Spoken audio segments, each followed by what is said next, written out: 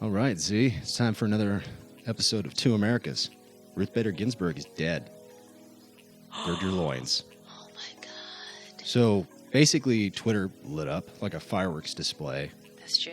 and it was a pretty chaotic day. Yep. Everybody's been arguing about this. The question is, what are they arguing about?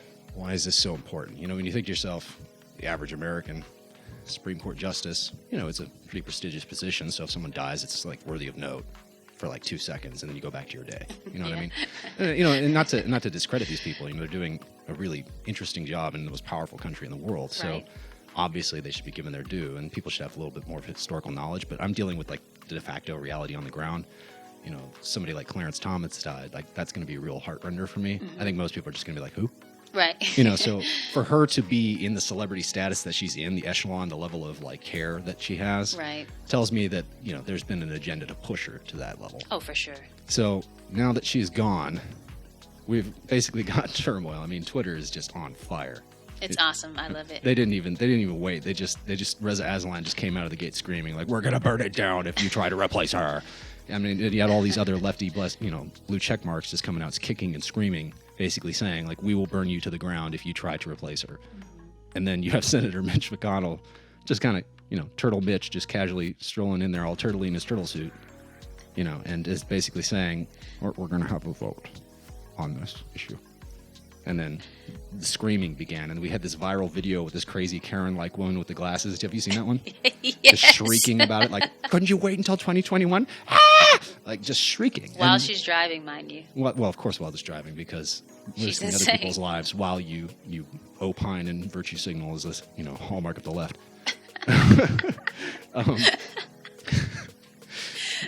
My question to you is, and I want to get your opinion, because I think you already know mine, is should we wait? I mean, is there any reason for this to be like a quote-unquote bipartisan issue? No, this is all is fair in love and war. I think it's very clear we are in a war, Yeah, and we have the majority right now. We need to push it through. ram it through. Yeah, Ram it. as hard and as fast as possible. Apparently, on average, it's like 70 days that it takes to what's the word I'm looking for? Get a vote, get a yes, hearing. to get the vote and to confirm a nominee. Right. But we've got like 45 days or less. And it's been done. I mean, I've already seen some articles, people basically saying, I think even Ginsburg actually got elected under similar circumstances. Now, I could be wrong on that one, so go ahead and fact check me. But I believe that there's a lot of, basically, this has happened before. Right. And, you know, we have all these people kicking and screaming in the opposition who, for a long time, were trying to stack the courts. And then you have this guy comes in, this nationalist populist Republican, who is suddenly, you know, tons and tons of how many hundreds, something, 70 It's been judges? hundreds, yeah. And then now he has the opportunity to put another Supreme Court justice on the bench. I mean, he already had the Gorsuch debacle, you know, he already had the Kavanaugh situation. So, I mean, it really is being handed it to him on a silver platter. So for him to it's not amazing. take the opportunity, I think would be absurd. I think it would be stupid too. Yeah, and you know, it's like, why would we act with that level of civility? Why would we act differently when we know that if Democrats were in office, they would give us a smirk and say some smarmy line, and then they would just ram through the most liberal person they could Oh my find? God, they would. I mean, they don't play fair. I mean, it's clear from the riots and what they have to say about the riots.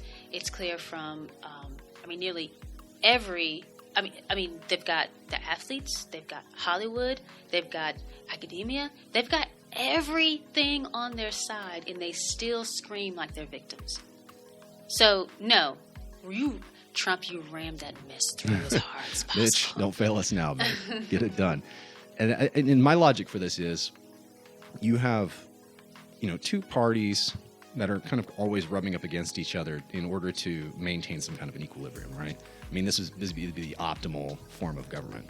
Two heads kind of constantly butting so that neither one really takes the space. Right. I mean, that's the way I see it, you know, and I think most classical liberals would agree with me. You Right. know, even the ones that have like really different opinions about like right to life or immigration or like war than I have, we would all agree that like the optimal form of the American government is that you basically have like the Republicans and the Democrats constantly competing for the center. Well, I mean, when it comes to a Supreme Court justice dying while they're on the bench instead of actually like stepping down and allowing somebody to be voted in, that's a necessary third branch of the government that needs its space filled. There's no reason for us to delay that just so that we can play at being bipartisan just to appease a bunch of, hair-pulling, fire-lighting terrorists. Right. I mean, these people are nuts. And so to me, they don't get a say. It's like when you've displayed that you are essentially a toddler who is willing to burn down your own country because Roe v. Wade may in the future be overturned or questioned, you don't get to have a seat at the big boy table. Right. You get to go back and sit in the little plastic yellow table with the other kids kicking and screaming. Right. So agree.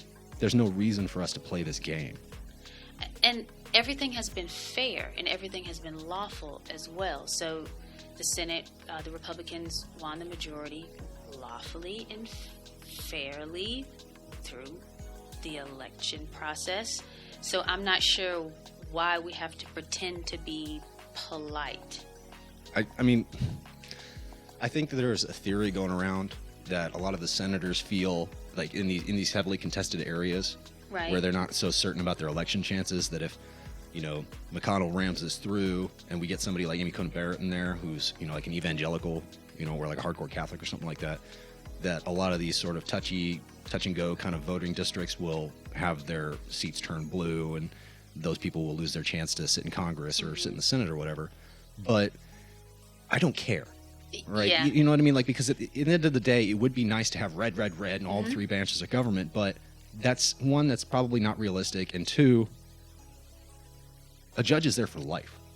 And also, you were voted in to be a senator to represent the people. So if the people want you to vote a certain way, and you know that way is right, and you know that way will be beneficial to America in the long run, your job is to literally, who would have thought, do your job. Yeah, I mean, I know these people put their heart and their soul and probably a lot of cash on the line and a lot of time and sacrifice to, walk around, get these votes, put together these campaigns and do all this stuff. And so they're heavily invested in, their ego's invested in it. I get it.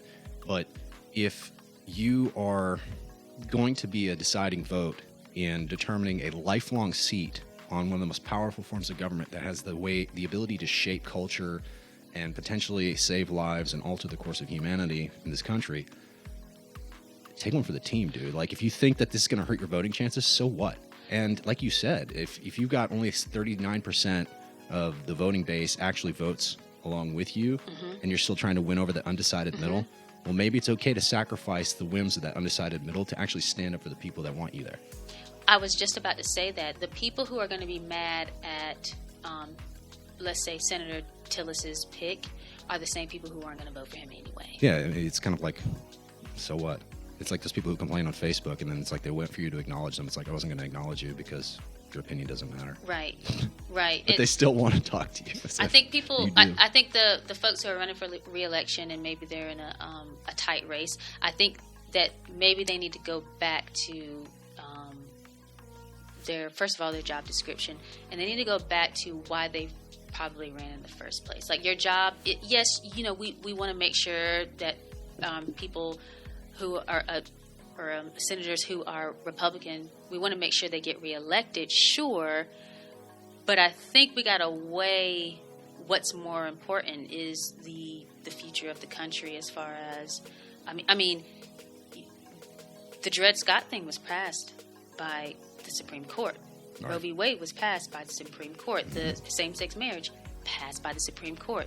Like, they can make major decisions that will alter America fundamentally. And this is the thing that I'm pretty upset about and always have been. I mean, I've talked about this with you off air, but the idea that the Supreme Court has basically become this sort of legislative body when their whole job was to kind of be this marginalized. I mean, if you read the Federalist Papers, these weren't supposed to be what they are. Right. These sort of God kings of law Right. who get to override everyone else and decide what is and is not de facto law from then on out. That's not what they were supposed to be. They were supposed to be kind of this quiet, sort of studious body that just kind of made sure like anything that came out of the executive or the legislative branch was like, by the Constitution, just kind of like meeting those criteria. But we've seen countless decisions where they are just basically activists who are deciding what is and is not law and then posing as though that, oh no, that's just my interpretation of the Constitution. It's nonsense. And I think that's why having originalists or people like Scalia or Gorsuch, although he's not exactly living up to that standard. He's been kind of disappointing. That's why it's really important to have people like that who are truly going to take these these legal documents and go line by line and say what is in here, and if it's not in here, you don't get to have it, or we're not going to add something to it unless there's some great need for it that everybody can kind of get behind. That seems to speak to the spirit of this thing, but that's not what's going on. No, I think if Supreme Court justices were, if they did what their job description actually is, they would have less of a rock star thing about them. Yeah, I mean these kings in black robes thing, this oligarchy of like these people like they're senators, like they're supposed to be legislating. That's not their job. Yeah, so many things that should be left up to the state. I think of same-sex marriage. It's the first thing that pops in my mind. If they shouldn't have made that ruling without the people having anything to say about it. I mean, it's like the terrible Roe v. Wade decision. I mean, if you look at that just as a legal argument, most legal scholars, if they're, got a couple of drinks in them and you had them just look at it objectively, they'd be like, yeah, that's kind of flimsy. Yeah. It was designed to be flimsy because they needed to ram through their ideological point. They wanted abortion to be everywhere, all the time. Abortion, abortion, abortion. Kill all the babies, right? And that was the other from the Democrats. Everything must die. Kill the babies. And if they were Supreme Court justices worth anything, they would have probably looked at the Dred Scott thing, and they would have looked at Roe v. Wade, and they would have said, oh, "This is oddly similar," and they would have made the right decision, but they didn't because they were activists. And I think this is why. This is what annoys me about them as a body, is that as a form of government, a third branch of government, which is supposed to act as a check and a balance to the other ones, it's sort of superseded its mandate, and it's become this far too corrupted, far too powerful entity. I mean, the entire conversation that we're having right now should not exist because it should be so irrelevant. It should be like, these super smart people that study law all day long and were judges for years, and now they kind of sit around and push paper back and forth and decide on dissent or agree, and most of their decisions are kind of minor because it's all constitutional, like nitpicky stuff. Right. But instead, they're trying to completely reshape the cultural landscape one decision at a time. And so because of that, I say, all right, well, if we can't nerf this institution and make it what it originally was supposed to be, in my view, which was this sort of small check on the other two, and it's going to become its own sort of legislative body, then we're going to have to use it to our benefit as well. Oh, for sure. We're going to have to put in basically counteractivists just to maintain some level of equilibrium. I was going to say just to maintain some balance. I mean, we don't have a choice. I mean, if you actually have a conscience and you actually care about some of these issues as strongly as we do, then you don't have a choice. You have to basically say, all right, well, this is the corrupt institution I've been dealt, so I'm going to ram through as many conservative, hardcore originalists and constitutionalists as I can who are actually going to stand by this stuff and not going to kind of waffle over time like a Roberts or a Gorsuch.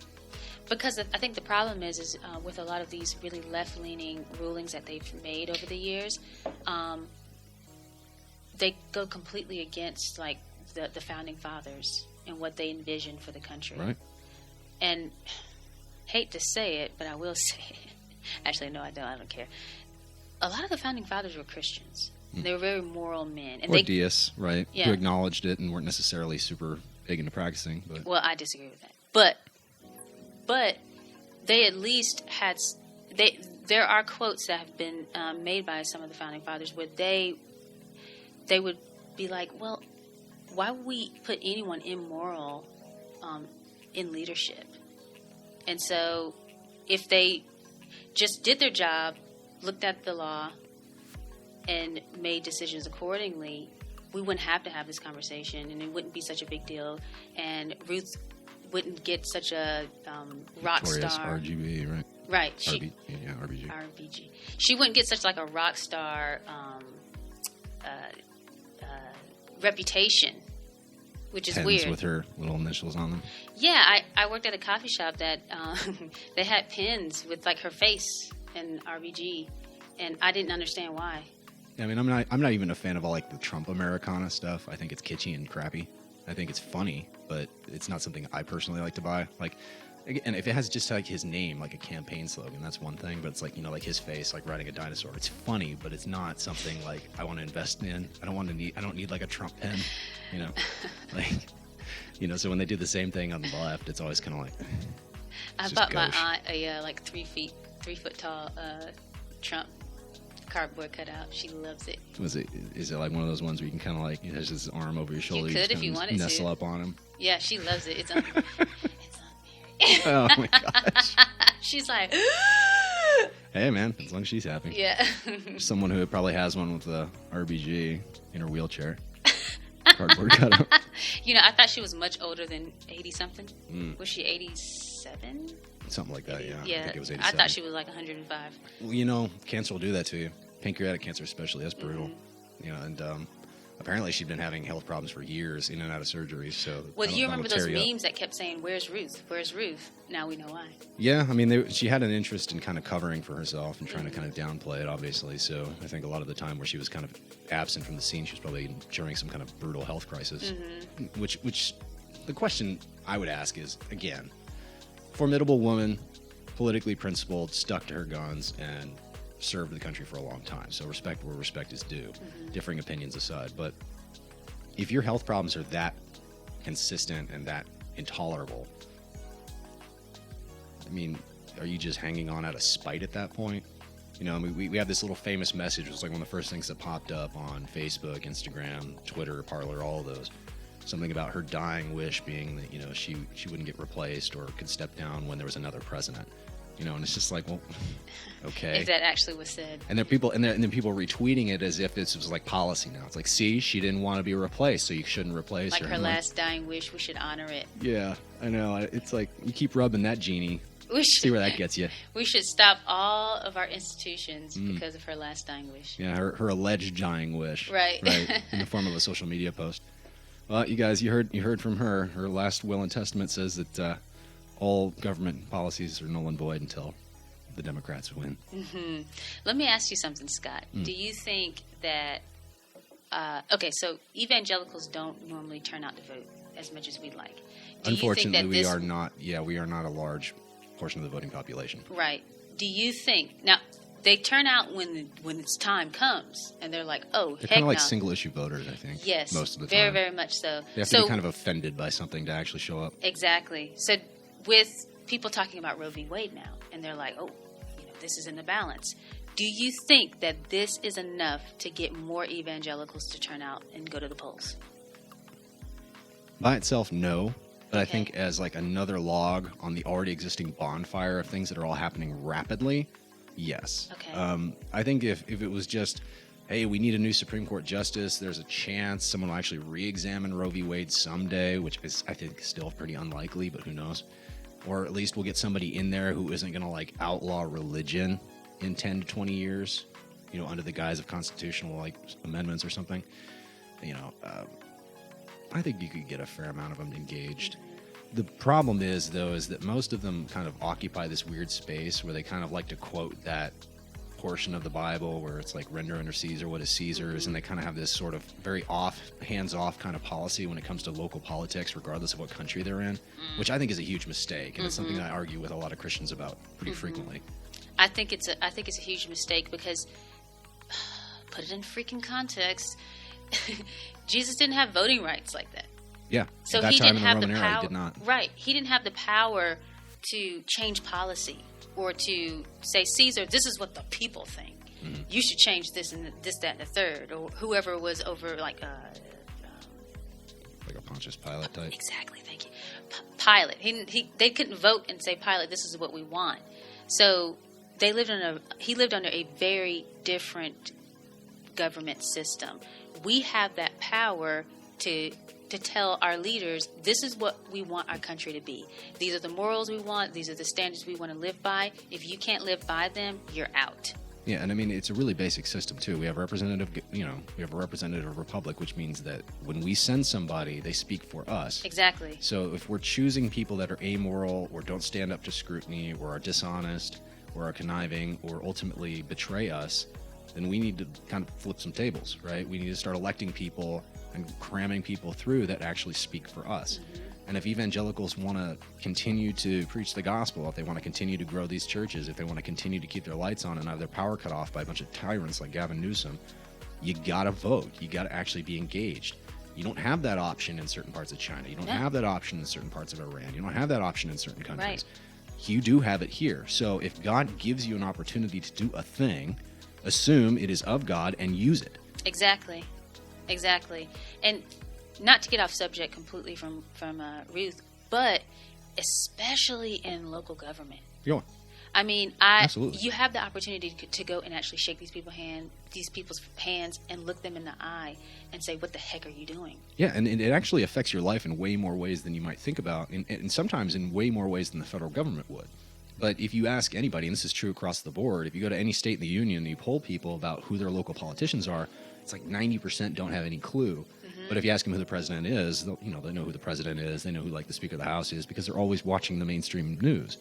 And so, to me, that seems backward. It is backward. And it shouldn't be like that. Like the federal government shouldn't be this rock star body of people that you're constantly engaged with. It should be like these distant bureaucrats just kind of operating the levers of power here and there to kind of keep the trains on time and to keep the military fed. Right. The fact that I have to hear about every one of Trump's bowel movements and awkward social foibles to me is, I think, annoying. And not only that, but it's like I would rather know what my local corrupt politicians are getting up to, because they're actually going to have a direct effect on my property taxes, how I can run a business, what the regulations are going to be, if my powered water is going to be going, what are the COVID restrictions in my area, that affects me.